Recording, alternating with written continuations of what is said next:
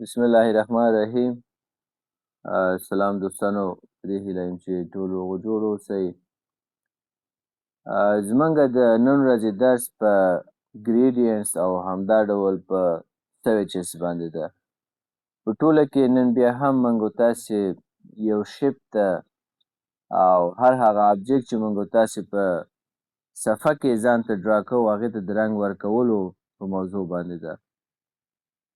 تیرو درسونو کې موږ دا چې یو ابجیکټ ته څه ډول رنګ ورکولی شو او همدا ډول څه ډول سټروک ورکولی شو، په دې ټولو باندې وغږېدلو. د هماغه درسونو په ادامې سره نن هم پر دغه موضوع کې چې څو موارد پاتې په دې هم کار کوو. کله چې زه راشم یو ابجیکټ ځان ته انتخاب کړم، فرض کړه زه یو الیپس ځان ته انتخابوم او شفت لیفت کلیک سره زه دا څنګه کوم ډرا کوم. کله چې دا مې ډرا کړ وی پریس کوم، دا به زه لږ منځ ته موو کړم او شفت سره به زه دا لږ نور هم لوی کړم. کله چې موږ غواړو دغه یو آبجیکټ چې موږ کریټ کړ دې ته رنګ ورکو، د پراپرټیز د لارې رنګ ورکولی شو چې فیل ته راشو هر ډول فیل زموږ په کار یې ورته اضافه کړو. سټروک ورته ورکولی شو او همدا ډول د سټروک اندازه ورته له دې ځایه ټاکلی شو. اوپیسیټي ورته کمولی او زیاتولی شو. نو دا همغه ابتدایي کلاسو د یو شپ د رنګ ورکولو په ارتباط چې موږ سره دلته اپشن بار کې هم ښودل کیږي. خو بله لاره یې موږ سره سویچز دي. تاسې به همدغه پینل ته راشئ، سویچز باندې به کلیک وکړئ. دلته هم موږ سره څه رنګونه دي. که چېرته تاسې سره دا پینل نو تاسې به وینډو ته راشئ او د وینډو څخه وروسته به دلته ورته سویچز چک آن کړئ. چې دا چک مې ورته کله آن کړ دغه برخه تاسې سره فعالېږي او استفاده ورڅخه کولی شئ. اوس ټک ورته لګېدلی آن دی، دلته ما سره ښکاري. که ټک آف کړمه بیا دې ځینه ورکېږي. لومړی به شپ تاسې انتخاب کړئ. د شپ د انتخاب څخه وروسته هر یو رنګ چې په دې سویچز کې ستاسې خوښه و تاسې کولی شئ چې هماغه ورته انتخاب کړئ او هغه رنګ ورته اضافه کړئ. ګورئ دوستانو، زه چې اوس هر یو رنګ ورکوم شپ ما سره رنګ نه اخلي. ولې نه اخلي؟ ځکه دلته موږ سره دوه خبرې دي. یو موږ سره د شپ رنګ دی، بل موږ سره سټروک ده. دلته ګورئ دا سټروک موږ سره اوس رنګ اخلي ځکه انتخاب سټروک ده. ګورئ دا موږ سره څنګه شو؟ سور شو. ګورئ دا موږ سره سور شو. که زه دا انتخاب کړم ورته ووایم چې دا شین که، ګورئ دا موږ سره شین شو. دا ولې؟ ځکه چې دلته سټروک انتخاب ده. که دلته کلیک وکړم او سټروک څه کړم وروسته کړم یا شاته یې کړم بک کړم او دغه فیل رنګ مخکې کوم، اوس چې زه کوم رنګ انتخابوم دوستانو اوس موږ سره فیل رنګ انتخابېږي. خپله ټول شپ موږ سره څنګه کېږي؟ رنګ اخلی. زه به پراپرټیز ته راشم. له دې وروسته دا سټروک زه لږ زیاتوم تر څو واضح موږ ته ښکاره شي. ګورئ موږ سره شین رنګ سټروک ده، زیړ رنګ موږ سره فیل ده. کله چې ته سویچز ته راځې تا سره دا انتخابونه دلته هم شته. زه ورته وایم داسې کار وکړه چې دا فیل رنګ ما سره همدغه زیړ واوسېږي، خو دا سټروک باندې کلیک کوم ورته وایم دا ما سره تور رنګ راوړه. ګورئ دا موږ سره څنګه شو؟ تور رنګ شو. نو دا تاسې کولی شئ چې پراپرټیز ته راشئ، د سټروک اندازه له دې ځایه انتخاب کړئ چې څومره ستاسې ضرورت و سټروک ورته انتخاب کړئ. او له دې وروسته تاسې کولی شئ چې سویچز ته راشئ، د سویچز څخه دې دواړو ته رنګونه ورکړئ. پراپرټیز څخه هم کولی شو چې سټروک ته هم رنګ ورکړو، فیل ته هم رنګ ورکړو، اوپیسیټي هم کمولی زیاتولی شو او سویچز کې هم موږ تاسې دا کار کولی شو. هر رنګ چې ستاسې ضرورت و هماغه رنګ کولی شئ چې ور اضافه کړئ سټروک ته او همدا ډول فیل کالر ته.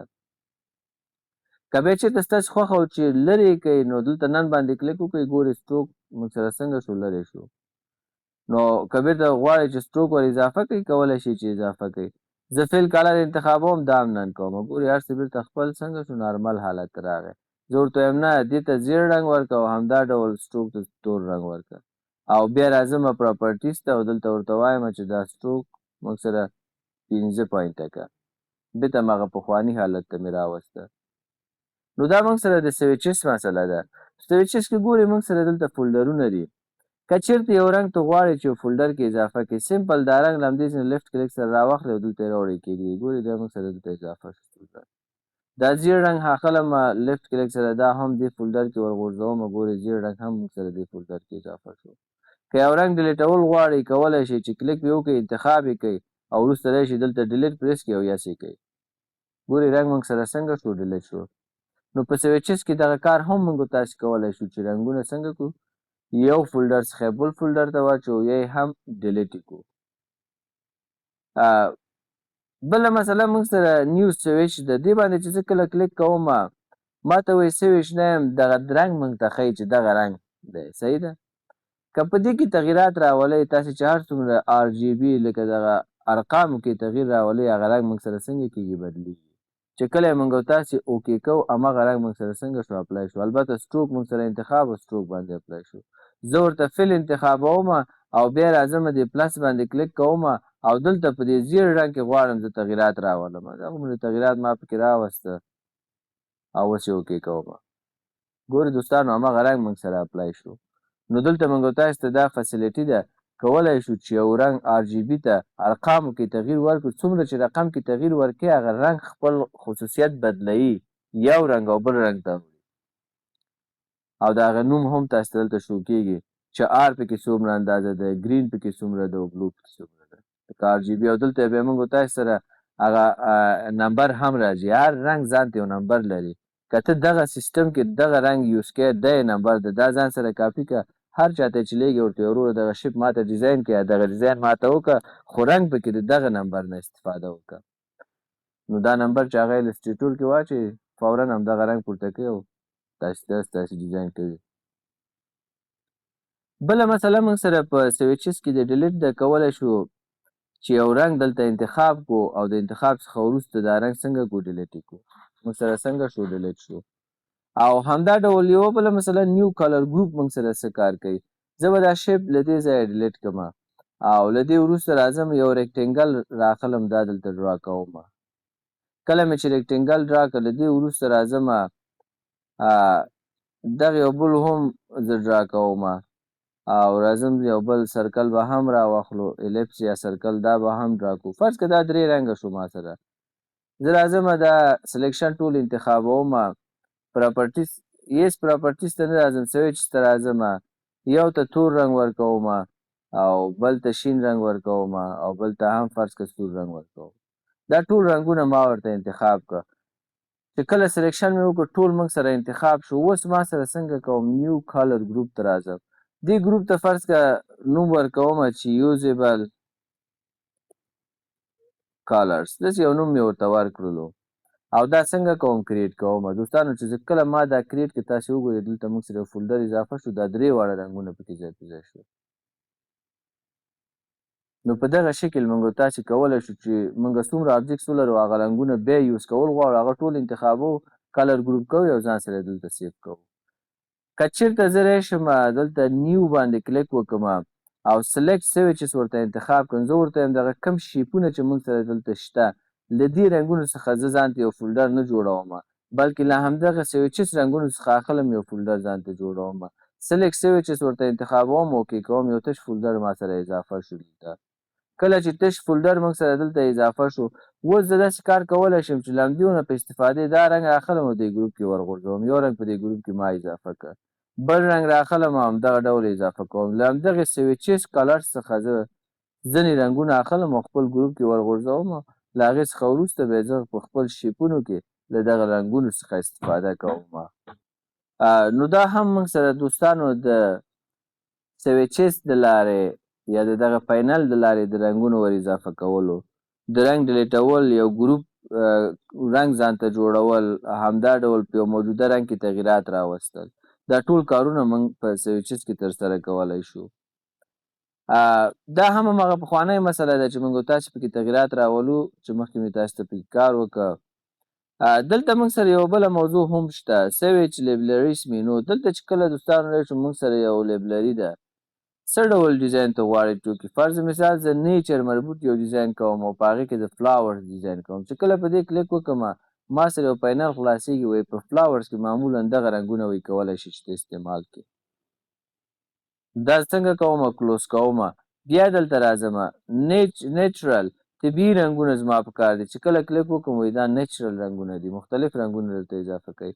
هر ډول ډیزاین چې کوې د هغې مربوط کلرز ته څنګه ویب ډیزاین کوم ګورې د هغې مربوط موږ سره کلرز ټول دلته راکول کېږي، یعنې جلا جلا موږ سره دا مرسته کړی السټریټور موږ سره مرسته کړی چې هره برخه فوډز کې فرض کړه ډیزاین کوم د هغې مربوط ټول کلرز موږ ته دلته اضافه تیار یې سپریټ کړي جلا کړي دي استفاده ورڅخه کولی شو نو دا په سویچز کې موږ تاسو سره دغه فسیلیټیانې او خوبیانې موجود ده چې استفاده ورڅخه کولی شو او که چېرته موږ دلته راشو کلیک وکړو شو آل سویچز ټول رنګونه موږ ته دلته ښایي شو کالر سویچز کوم یو رنګونه چې کالر سویچز موږ انتخاب کړی هغه موږ ته ښایي که چېرته ګریډینټس موږ انتخاب کړی هغه موږ ته شو کوي او پیټرن کالرز چې کوم وي هغه موږ ته دلته شو کوي خو هر یو چې تاسو ته ضرورت و ګروپ کالر که تاسو انتخاب کړی دا هغه ګروپونه کالرز دي چې ما جوړ کړي وو زه ورته شو آل انتخابوم چې ټول ما ته شو کړي نو دا موږ سره د سویچز مسله و اوس په همدغه کلر مربوط راځو ګریډینټ ته یوازې ساده کالرونه نه دي چې موږ تاسو کولی شو یو ټکسټ ته ورکو یا یو آبجکټ ته ورکو بلکې موږ سره د ګریډینټ په نوم باندې یو بل خبره هم شته زه دا ټول ډیلیټوم او راځم زه به یو ریکټینګل ډرا کړم چې تر څو دا موضوع موږ ته ښه روښانه شي او دا به لږ زه لوی کړم وی به پریس کړم تر څو زه دا موف کړم زه پراپرټیز ته راځم کله چې پراپرټیز ته راغلم په لومړي قدم کې خو زه دا سټروک ورته نن کوم او په دوم قدم کې راځم فیل ته فیل هم ورته نن کوم چې ما سره سمپل ساده ریکټینګل پاتې شي اوس دا ځل زه دې ته رنګ ورکوم نه فیل د دې ځای ورکوم نه سټروک ورکوم نه له سویچ څخه رنګ ورکوم بلکې زه راځم وینډو ته او د وینډو څخه وروسته دلته موږ سره د ګریډینټ په نوم باندې کنټرول F9 شارټکټ ده چې په دې کلیک زه کله وکړم دوستانو دا موږ سره څنګه کېږي یاد کېږي چې کله زه دلته راشم هر ډول ګریډینټ چې ستاسې په کار وکولی شي چې تاسې اضافه کوي ګورې دا اوس ګریډینټ دې ته وایي چې څو رنګونه سره په یو شپ کې تاسې یوز کوي چې کله ما دا ګریډینټ دلته ګورې لومړی موږ سره چې کوم ویکټور د مختلف ګریډینټس دي هر ډول ګریډینټ چې ستاسې په کار تاسې کولی شئ له دې څخه په استفادې دغه ګریډینټ څنګه کې ورته اپلای کوئ چې کله ګریډینټس مې اپلای کړي د ګریډینټ ټایپ په نوم باندې موږ سره یو درې خبرې دي لاینر ګریډینټ دغه حالت ته وایي چې اوس پکې قرار لرم ریډیل به دغه حالت ته ویل کېږي او بل هم فری فارم دغه حالت ته ویل کېږي دا درې نوع فری فارم ده لاینر ده او ریډیل ده دا درې ډوله ټایپ ګریډینټ موږ لرو کله چې زه دغه ګریډینټ انتخاب کړم دلته ګورئ موږ سره د د رنګ پاینل ده هر یو کې چې تغییر راولي ګوري هغه رنګ زیاتی کمی شپ کې په همغه اندازه ګوري له دې ځایه دا رنګ زیات شو نور هم دغه رنګ زیاتول غواړي ګوري نور هم زیات شو کمی نو دا ورته کم کړه همدا ډول هر یو کې تغییر راوستلی شي چې څومره ضرورت او څه ډول ډیزاین دې خوښه او په همغه اندازه ته دا ډیزاین کولی شي چې راولي بل کار چې دلته کولی شو ګورې زه دلته راځم په همدغه کم سرکل چې د رنګ ماته شو کوي دې باندې ډبل کلیک کوم ماته دا بل پاینل خلاصېږي د دې اوپیسیټي کمولی او زیاتولی شي ګورې اوپیسیټي ما ورته شپېته کړه ګورې زه دا ورته سل کومه بېرته کولی شي چې له دې ځایه د دغه ویکټورونو په نیولو سره دا کوچني کوچني لاسکیرونه چې دي په دې کې کولی شي چې په دې کې تغییرات هم راولي دې رنګ کې له دې ځایه هم کولی شي تغییرات راولو فرض کړه دا سرکل مې انتخاب کړ دا رنګ مې ورته ورکړ راځم دا سرکل باندې ډبل کلیک کوم او راځم دې ته هم دا رنګ ورکوم په دې باندې کلیک کوم او راځم دې ته فرض کړه دا رنګ ورکوم او راځم دغه باندې ډبل کلیک کوم دې ته دا رنګ ورکوم نو د فیل او سټروک ترڅنګ چې موږ تاسې رنګ ورکولی شو سویچز ترڅنګ موږ تاسې ګریډینټ رنګونه هم استعمالولی شو یوه خبره چې زما هیر نشي دوستانو یوازې ګریډینټ موږ نشو کولی چې په آبجکټس باندې انتخاب کړو بلکې کولی شو ټکس باندې هم اپلای کړو آبجکټس مختلف آبجکټس باندې هم اپلای کړو په عکسونو باندې هم دا ګریډینټ کولی شو چې اپلای کړو نو هیله ده چې له دغه درس څخه مو هم یو څه برداشت کړی و اوس انشاءالله راتلونکي کې پر نورو موضوعاتو هم کار کوو